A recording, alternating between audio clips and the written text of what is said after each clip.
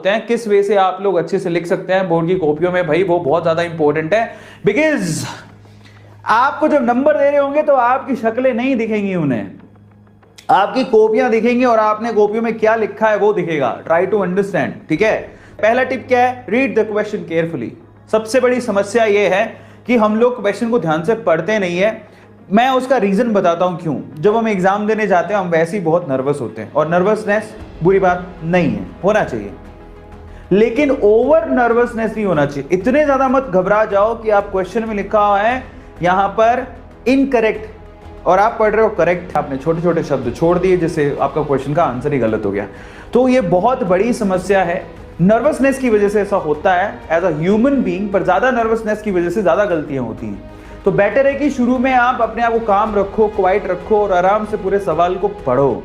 अगर आप शुरू में एक दो सवाल अच्छे कर देते हो तो आपका मोराल बूस्ट हो जाता है, फिर उसके बाद आप चकदे फट्टे नब्दे गिल्ली, सुबह जलंधर शाम नु दिल्ली। टिप नंबर 2 क्या है, अटेम्प्ट ऑल द क्वेश्चंस। पता है मैं अपने बोर्ड एग्जाम के बारे में बताता हूं आपको। मेरा बोर्ड एग्जाम का ना, मतलब जब भी मैं बोर्ड एग्जाम देने जाता था, सिंपल फिलॉसफी थी मेरी। क्या फिलॉसफी थी, कैसे भी हो जाए मुझे सारे क्वेश्चन अटेम्प्ट करने हैं, कैसे भी हो जाए मुझे सारे क्वेश्चन अटेम्प्ट करने हैं। और अगर आप लोग सारे क्वेश्चन अटेम्प्ट करते हो तो आपको पास और अच्छे नंबर से कोई रोक तो नहीं सकता। जब आप सारे, अगर मान लो आपने किसी, आप एक क्वेश्चन बड़ा अच्छे से आता था, लगे हो उसके अंदर लिखने में, लगे हो, अरे बस करो यार, कितना लिखोगे, इस चक्कर में आपके 2 क्वेश्चन छूट जाएंगे, वो तो क्वेश्चन 4 ही नंबर का है। तो अगर आप लोगों ने फिलॉसफी बना ली आज ही कि मैं एग्जाम में बैठने के बाद सारे क्वेश्चन, ऐसा कोई क्वेश्चन होगा ही नहीं जिसको मैं छोड़ दूं, मैं सारे क्वेश्चन जरूर लिख के आऊंगा। ये मेरी एक पेट स्ट्रेटजी थी जो आप लोगों को भी अपनानी है कि मैं कोई क्वेश्चन छोड़ूंगा नहीं, मुझे कुछ भी आता है उससे रिलेटेड मैं पक्का लिख के आऊंगा। Now that's very very very important thing. अगर आपको पास होना और अच्छे नंबर बनाने हैं तो ये स्ट्रेटजी आप लोग ध्यान रखना है। इसका मतलब क्या हुआ पता है, अगर आप सारे क्वेश्चन करने की सोच रहे हो तो आप लोगों को जितने क्वेश्चन का मार्क्स लिखे हुए हैं सामने की, एक क्वेश्चन 1 नंबर का है या 2 नंबर का है, जितने मार्क्स लिखे हुए हैं उसी हिसाब से आप लोगों को आंसर लिखने चाहिए। आ रहा है समझ में? अब हम चलते हैं थर्ड पॉइंट की तरफ, write to the point answers in PCB. अब देखो ये पॉइंट और पिछला पॉइंट एक दूसरे से रिलेट करता है। अगर आप लोगों ने सोच लिया कि मेरे को पूरे क्वेश्चन करके आने हैं तो आपको यह भी ध्यान रखना पड़ेगा कि आपको टू द पॉइंट ही आंसर लिखने पड़ेंगे।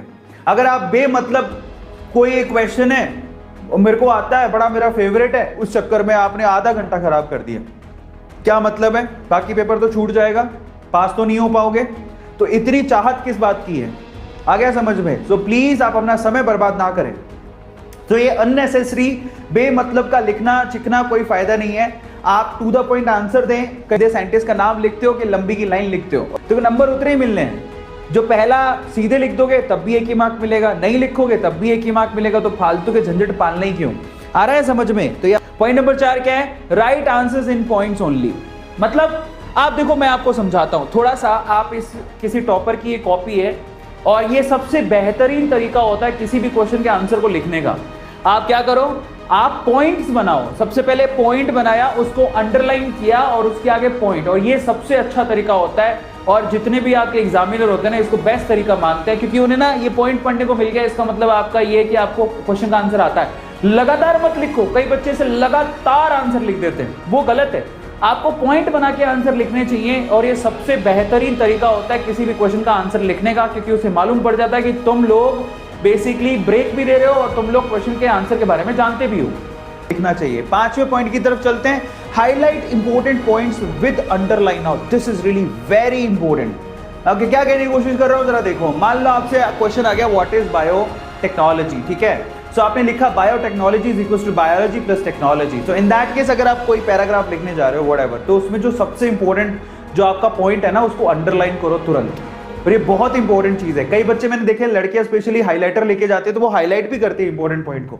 तो बेसिकली जो आप अंडरलाइन करते हो ना, अंडरलाइन लाइंस ही पढ़ के वो आपको नंबर देता है। फालतू की बकवास जो एग्जामिनर पढ़ता नहीं, क्योंकि उसके पास समय नहीं होता। तो आपको ध्यान रखना है कि आप लोगों को प्रॉपरली बराबर से अंडरलाइन करना भी बहुत ज्यादा जरूरी है।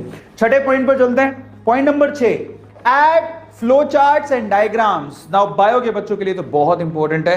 अगर आपके सामने कोई सवाल आता है तो उसका आप डायग्राम प्रॉपरली बना के आओ, बहुत इंपॉर्टेंट है। और जब आप डायग्राम बना रहे हो तो आप अच्छे से उनके जो नेमिंग है कि कौन सी चीज क्या है उसको भी आप अच्छे से लिखो, डायग्राम को अच्छे से पेंसिल से ड्रॉ करो।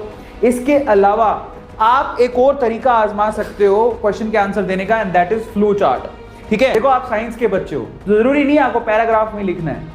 ठीक है, तो जैसे आपको डीएनए आरएनए के बारे में या प्रोटीन के बारे में पूछ लिया तो आप इस तरह से फ्लो चार्ट भी बना के दिखा सकते हो, और ये बहुत प्रॉपर तरीका है जिससे पूरे मार्क्स मिलते हैं। Rather writing down the things, better to go with the diagrams and flow charts, that will give you more mark in less time. समझ में आ गया? क्योंकि उसको जो चाहिए एग्जामिनर को वो तो उसे मिल गया, तो वो क्यों एक्स्ट्रा दिमाग लगाएगा अपना। तो ये इंपॉर्टेंट तरीका होता है कि आप फ्लो चार्ट लो, डायग्राम लो, अच्छे से रिप्रेजेंट करो, that will give you more marks. और उसकी ना बेसिकली क्या होगा, एग्जामिनर ने समझ में आ जाएगा कि इस बच्चे को वाकई में पता है कि साइंस में आंसर कैसे लिखे जाते हैं। समझ में आ गया? 7वां पॉइंट पर चलते हैं, इंक्लूड एग्जाम्पल्स एंड आंसर्स। आप अपने जो भी क्वेश्चन पूछा गया है उसमें आप लोग एग्जाम्पल को साथ साथ में लिखो। जैसे मान लो कोई डेफिनेशन लिखी है, डेफिनेशन लिख देता है कि व्हाट इज हाइब्रिडाइजेशन, सपोज करो। सो आप लोगों ने लिख दिया कि हाइब्रिडाइजेशन इज दिस, एग्जाम्पल दे दो साथ में, क्या जाएगा आपका? सिर्फ डेफिनेशन से काम नहीं चलता, उसके एग्जाम्पल भी साथ में दो।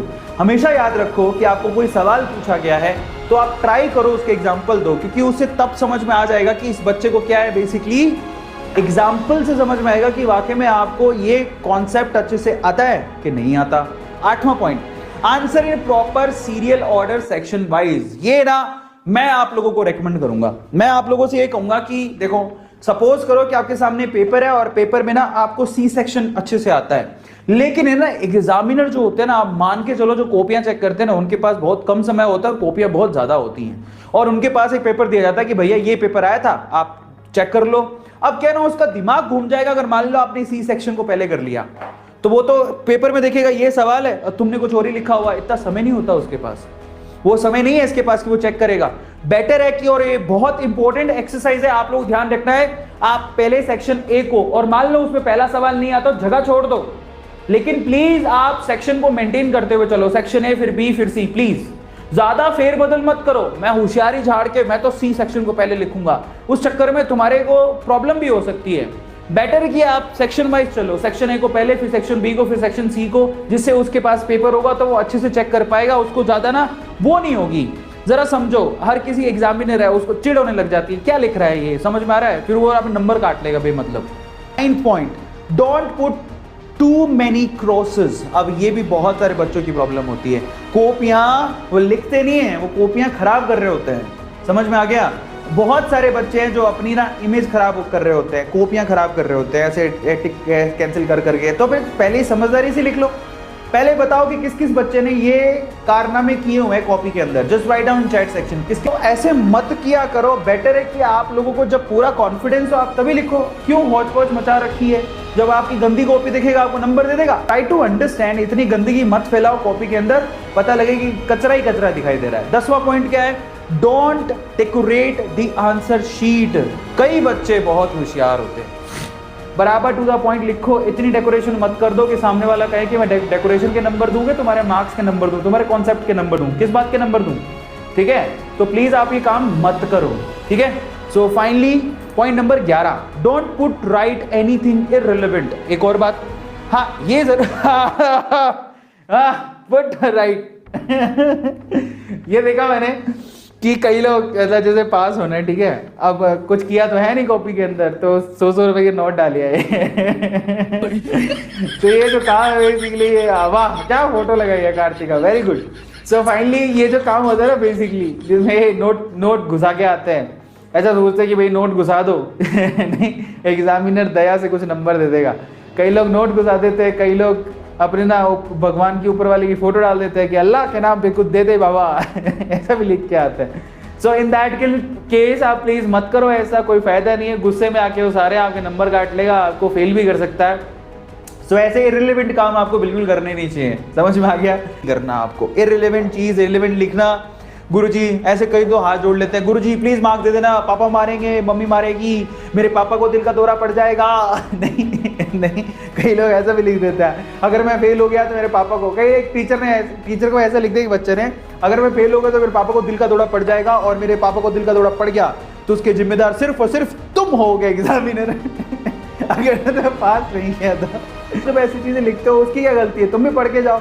तो ट्राई टू अंडरस्टैंड प्लीज। उसके बाद क्या है 12, maintain speed from the beginning. शुरू से ही ना स्पीड बना के चलो, पेपर कभी कभार लेंथी आता है, तो बेटर है कि आप शुरू से अगर अच्छा लिखोगे, तेज स्पीड से लिखोगे, तो डेफिनेटली आप बाद में रिव्यू भी कर पाओगे, वो आपके लिए अच्छा है। लेकिन शुरू में काफी लोग बहुत ज्यादा नर्वस होते हैं, घबराए हुए होते हैं, तो उनको लगता है पता नहीं क्या ही हो जाएगा। 13 point, revise the answer sheet carefully at the and. Please आप लोग पहले तो स्पीड मेंटेन करो, फिर उसके बाद जब आपके पास समय बचे तो उसमें आप अपने क्वेश्चन आंसर्स क्रॉस चेक भी कर लो कि तुमने सही लिखा है क्या, क्वेश्चन का नंबर सही लिखा है, क्वेश्चन का आंसर सही लिखा है, क्रॉस चेक कर लो। और ये तभी पॉसिबल है जब आप समय से पूरा पेपर कर लोगे, समय से पहले पूरा पेपर कर लोगे। जो तो लास्ट तक तो लिखता रहता है वो तो क्या ही करेगा, है ना। सो ये छोटी छोटी चीजें जो आप लोगों को ध्यान रखनी है।